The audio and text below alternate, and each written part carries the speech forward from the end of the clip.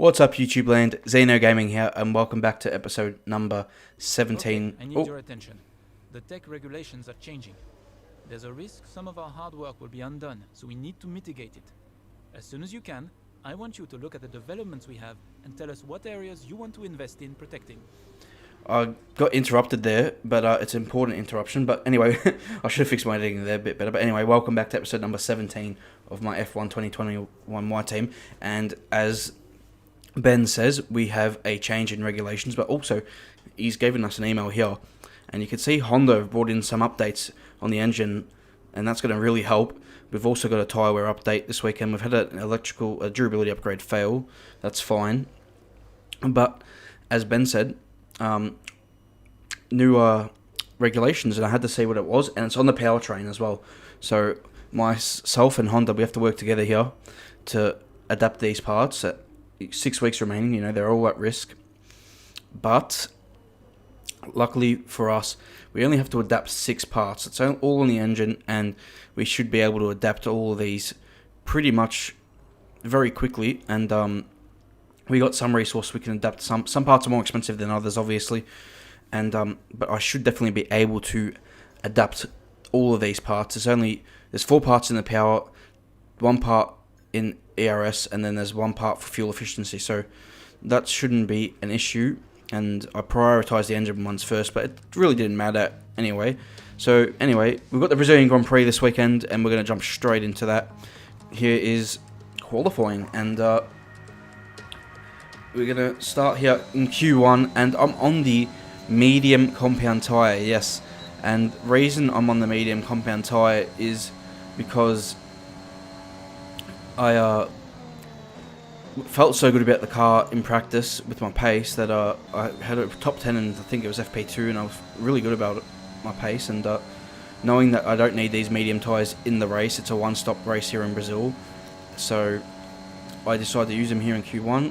And we were able to do 2 laps there on the medium tyre, and our best lap was a 1:07.9, which is actually faster here than the key to Mazepin. As you can see, he's in 18. So after seeing that ahead of Mazepin, so I was confident. You know, normally when I do the medium run, I'm always slower, so I was pretty confident with my pace here in Brazil. So we're going to show a full lap here at the end of Q1. 3rd gear here for turn 1, using plenty of curb, both left at 1 and at 2, easily flat through turn 3. And we gained 800ths of a second. I was hoping for a little bit more, obviously. Braking at the 50 metre board, back to 4th gear, inside curb, through 4. Get on the throttle as early as possible, easily flat through turn 5. Now up to turn 6, back down to 6th gear, very fast, over 215 kilometers an hour. And now 3rd gear, using curb on the inside. This is very long corner, this left-hander. I've got to be very patient on the throttle.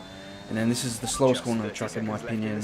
Very tricky right-hander hairpin, and being very careful on the throttle. Easily flat through the sweeper here at turn 12 and into down 13, I believe. I've got my corner numbers right.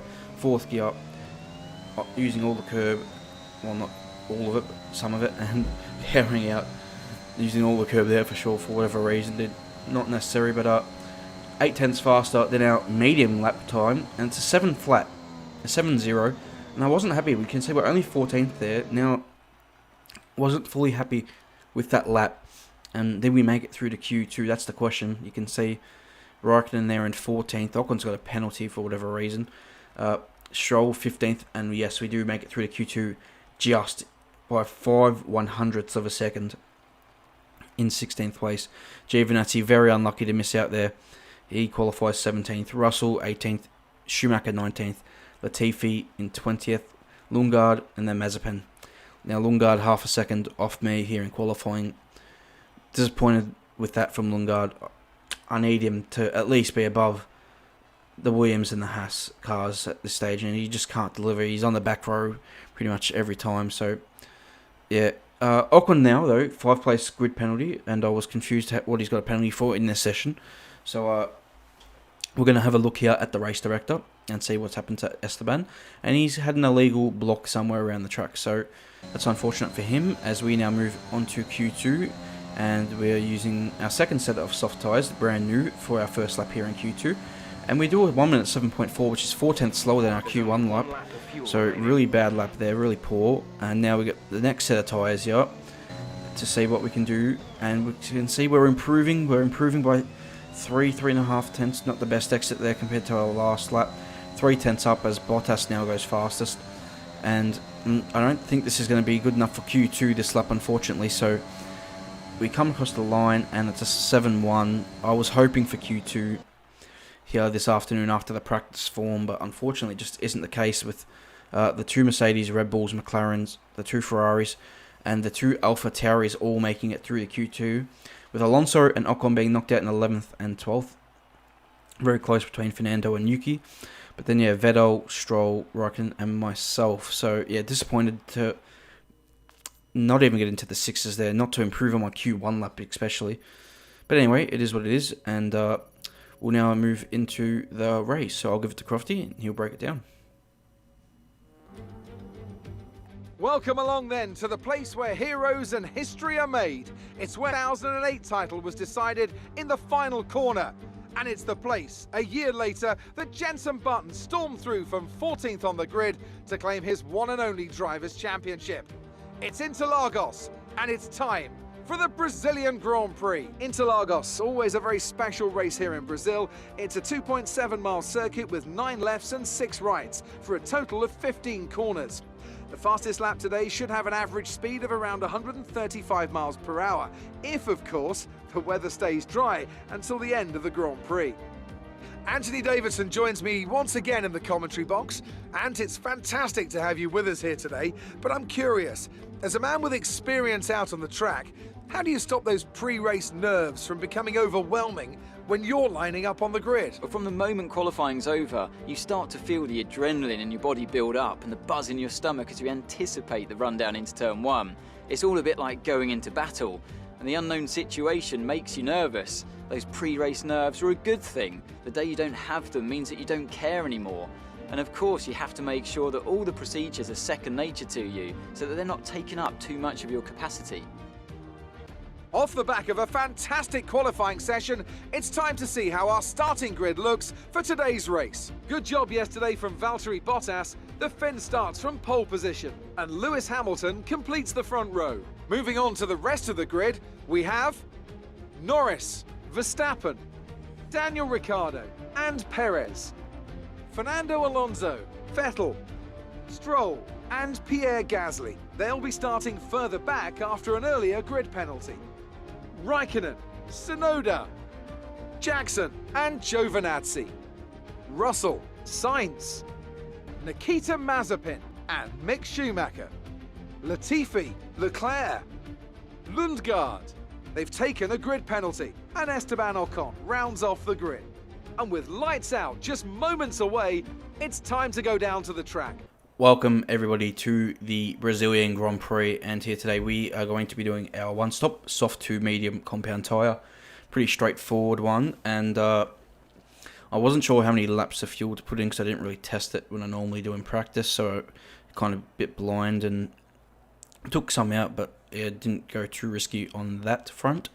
But yeah, anyway, the Ferrari's a little bit down the grid with some grid penalties. We're up to 13th now after some grid penalties. Ocon took a huge penalty. I think he took some engine bits as well. He just said, after his 5+ grid penalty anyway, he's like, yeah, we'll just take it, all the penalties. But anyway, yeah, happy with 13th on the grid. We'll see what we can do from here. I'm hoping for points after the last 3 Grand Prix, scoring points, coming off a win in Mexico, which again was unexpected. But anyway, here we go, ready and waiting in Brazil for the 5 red lights.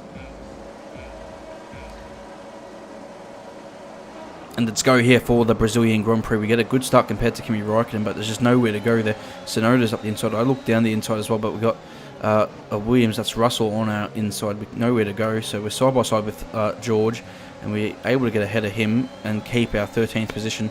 But he had a pretty good start actually and just couldn't do anything with it. And now George is getting an insane run through turn 3. Don't know how he got that run still. But anyway, we managed to keep it ahead, and we almost run up the back of Raikkonen and leave Russell the space. But we're able to go around the outside of him into turn 4 and hold on to 13th place. So decent start, but yeah, nothing to show for it. Coming here and almost ran up the back of Raikkonen. That was an avoiding action turning it into an overtake. I always forget how sometimes the AI can just be a little cautious, and yeah, Raikkonen fights back though on the left hand hairpin, but we've got the line here for the right hand hairpin, and we take that position. So we now move into P12, chasing Yuki Tsunoda, and that's for 11th position, and then Stroll for 10th. So we were quicker than Stroll at the last race in Mexico in the dry, so hopefully we can be able to fight for that point here with him and Tsunoda. I know the AlphaTauri is probably quicker than both us and the Aston Martin, so we'll see how it all unfolds. As now we move on to lap 4, and Tsunoda's just dropped it back a little bit from Stroll. He's still got DRS here, which is making the overtaker extremely difficult, and not able to get past here while he's still got DRS. I have to wait for him to lose that DRS, and then we'll be able to make the overtake, although we're getting quite close here into turn 6, just no way through. So coming here back onto lap 6 now, and he's definitely lost DRS now, and we should be able to make the overtake. We've got quite a bit of a train forming behind us as well, so critical to make this overtake stick here on Tsunoda. We've got a good run with DRS. Unfortunately, we're not very close, but we're going to brake later than him, go around the outside into turn 4. What a move on Yuki Tsunoda there that was, to move up into 11th place, and now we'll see how our pace compares to Stroll and Gasly ahead. Unfortunately though, we haven't been able to get rid of Tsunoda just yet, and he's still now DRS, and he's holding on. DRS is quite powerful around this track, on the main straight, if you can hold yourself in there, and you've got to try and build a second up to pretty much this point on the track, and it's very difficult. In here, last corner, you go wide, and Tsunoda's obviously going to make up a bit of time there, get a much better exit than us at the corner, and he's obviously within a couple of tenths now with the DRS wide open, and this is unfortunate for us here. Tsunoda's down the inside of us here into turn 1 and retakes 11th place, so that's really frustrating. You can see though, it's now Vettel, the Aston Martin ahead, and my engineer told me that he had issues, so that's why we're closing in on Sebastian. But we come back at Tsunoda here into turn 4, and once again he defends the inside, and once again we take him around the outside at turn 4. So now we've got Vettel here ahead, and we weren't able to get him into turn 1, but you can see he's clearly struggling. He's dropped a couple of seconds already from his teammate, and he's quite a bit slower. So I thought this was going to be an easier overtake, but you can see we're actually not fully alongside yet, so we have to overtake him around the outside at turn 4 as well, and we managed to do that. And hopefully with him in between, going slowly in the middle sector where Tsunoda can't overtake, we're able to get out of the DRS. We are able to. We're now on to lap 14 here, a few cars in the pit lane. We're up to 6th place, but Vettel is and Tsunoda is actually pitted on this lap as well. So now Vettel is still the car behind us, but I believe by now his issues were fixed because he didn't really drop that much more time. But yeah, trying to close in on Stroll, and the gap's been relatively staying the same. We've got very similar pace, and almost threw the car into the barrier out of the exit of turn 2 there. That was a scary moment. You can see, yeah, Stroll 2.83 seconds ahead. We're both pitting here on lap 16, and we're both coming in for the medium compound tyre. And we've had a good first stint. Apart from that mistake out of turn 2, we're able to move forward, but the pace hasn't been as strong as I would have liked. Wasn't able to close on Stroll. Had very similar pace to him. He might have even just been a little bit faster, maybe a tenth a lap. So, and yeah, definitely wasn't able to close in on Gasly, who pitted a few laps earlier. But a lot of the guys that pitted earlier, like Tsunoda, like Gasly, they came in for a hard tyre, where we've come out for a medium tyre. Same as Stroll, he's on a medium compound. So, yeah, hopefully we have a bit more pace here. You can see that's Charles Leclerc. We hadn't seen him at all in the Grand Prix. He also got the undercut on us in the Ferrari, which is obviously a quicker car. And he now overtakes Tsunoda around the outside of turn 4. So Yuki, once again, done on the outside at turn 4, although he's fighting back here through 5 and on the run up to turn 6. And Leclerc's got the inside line though, and he takes 12th place from Yuki Tsunoda. And next time by, you can see Vettel now in the pit lane, but that's no issue to us. But you can see we've got a lot more grip here on a fresh medium compared to Tsunoda's hard, with a better compounder tyre on. We open the DRS, and Tsunoda defends to the inside. Good slipstream. He's got DRS as well, but this time we're going to again do Tsunoda into turn 4. That seems to be our favourite overtake. That's the third time we've had to overtake Yuki at the corner in that same position on the outside, and we just outbrake him on the clean line and get the job done. But now we're moving to lap 22, and you can see we're just hanging on Charles Leclerc's DRS. There's signs in the pit lane. He's got the fastest lap. That's his second stop of the Grand Prix. That's why we hadn't seen him, because he actually undercut us, was so far ahead, but he's coming for a second pit stop. Weird strategy from Ferrari there. But yeah, you can see we're right behind Leclerc, who's caught up to Stroll. Leclerc's probably quicker than us, but we get to here, and we're normally about 9/10 behind. Then we close up on the main straight, and then we close up into turn 4 with DRS. He extends the gap in the middle sector a little bit, but we're able to hold on. But yeah, he's now trying to overtake Lance Stroll. There's a yellow flag. Stroll pulls the inside, and then all of a sudden, all the smoke comes out of his car here. And I almost ran into him here. I didn't know which way he was going to go. So we passed Stroll here, but now Leclerc's 1.5 seconds ahead. We've lost the DRS to him, and we're not going to be able to hold on to him. So moving here to lap 31, you can see I've lost Leclerc. My pace with Gasly is similar, margins staying the same. You see Sainz just moved into 11th place. Now coming here into the last lap, he's finally caught us. This is the first time he's in DRS, is Carlos. On the last lap, you can see he's closing massively here. He's got much fresher tyres than what I have, and I make a mistake into turn 1 and through turn 2. Being careful not to spin up the rear wheels too much, but Carlos gets a great run with a much better grip. I'm using all my battery pack here on the run to 4. Carlos with DRS goes to the outside. Can he get it done? We outbrake him here, and we hold the line, and that's probably Carlos's last chance to get past here. So yeah, you can see Leclerc is gone. Gasly's in the last couple of laps especially, our tyres have really gone degraded poorly and really worn out, and we've lost a lot of speed. And Carlos is really on a charge here on his 2-stop strategy. He's looking just for 1 point in this Grand Prix. Valtteri Bottas has won the Brazilian Grand Prix. Meanwhile, we are coming into the last corner here, and can we get it right? We do get it right. Trying to get on the throttle as early as possible. We get a decent exit. We use all of our ARS we have left here, but Carlos is getting a great run. He's got a great slipstream. Carlos Sainz, he now opens his DRS. He's using all of his energy. He goes to the outside. Who gets to the line first? We just get to the line first. Oh my god, I was not sure if we did or not, but we have.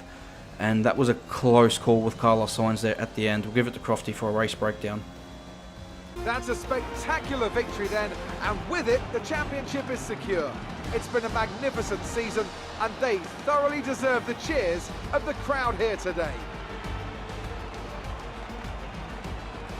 Tell me, Ant, how do you think they were able to deliver such an incredible result today?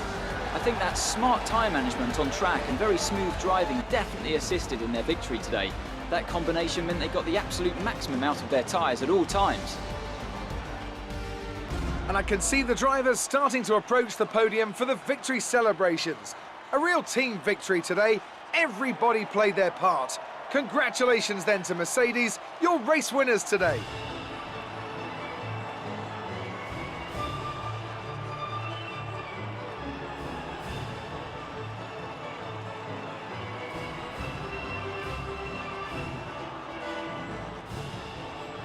Despite the best efforts of our championship leader, that lead has taken a bit of a knock today. So, Anthony Davidson, who would you rank as your driver of the day? Well, my driver of the day has to be Charles Leclerc. He was unstoppable out on the track today, weaving through the competition with ease. It's another clear win for Mercedes as they managed to secure the Constructors' title. An incredible performance for the whole team. Meanwhile, good work from Aston Martin this weekend, who pushed themselves further up the order. I'm equal parts exhausted and elated with this weekend of Formula One. Be sure to join us for the next one. So, for the third time in 4 races, we finish in 10th place and pick up 1 point. Obviously, the outlier being that Grand Prix victory in Mexico. Still don't know how we managed to win that one. And one thing I took of note here from the results page, McLaren being faster than Red Bull. 3rd for Ricciardo, 4th for Norris, and then Perez beating Verstappen 5th and 6th. Alonso best of the rest, but then Gasly. The 2 Ferraris quicker. Actually, in the performance graph, McLaren, Red Bull and Ferrari are all very similar. Mercedes are clearly quite ahead. They're all very similar, and yeah, so Ferrari without their penalties would be fighting with those guys. But yeah, interesting to see McLaren on pace beating Red Bull here this weekend. They've really improved their car. Red Bull have not had a great season in terms of upgrading because they've fallen into that McLaren and Ferrari fight, while Mercedes have cleared off and are clearly the quickest car. Ourselves, close call there with Sainz at the end. Lucky to beat him, pick up 1 point. Lundgaard finishes in 19th, so that is what it is. You can only beat Latifi and Mazepin. So yeah, 46 points now on the season for us. No points for our teammate, and yeah, we're quite a little bit behind still on Aston Martin. I know we gained a lot in the last episode, but that was, as I said, an outlier result.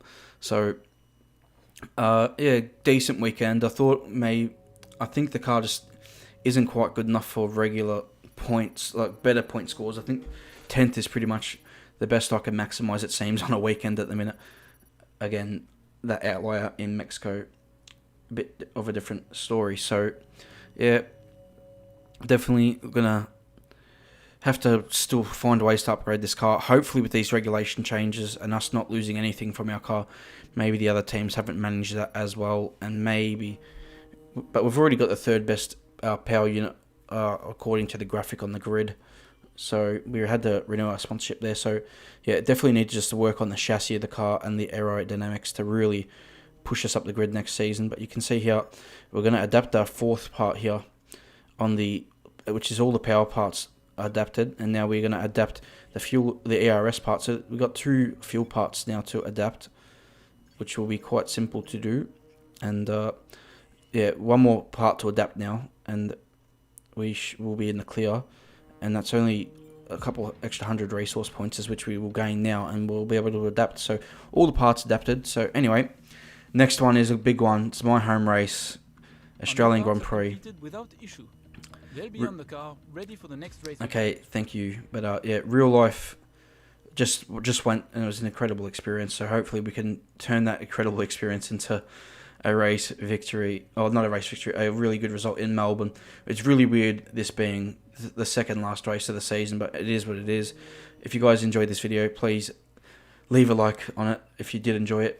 If you enjoyed it, hit the subscribe button for more F1 2021 content. And until my next video, I'll see you guys next time. Goodbye.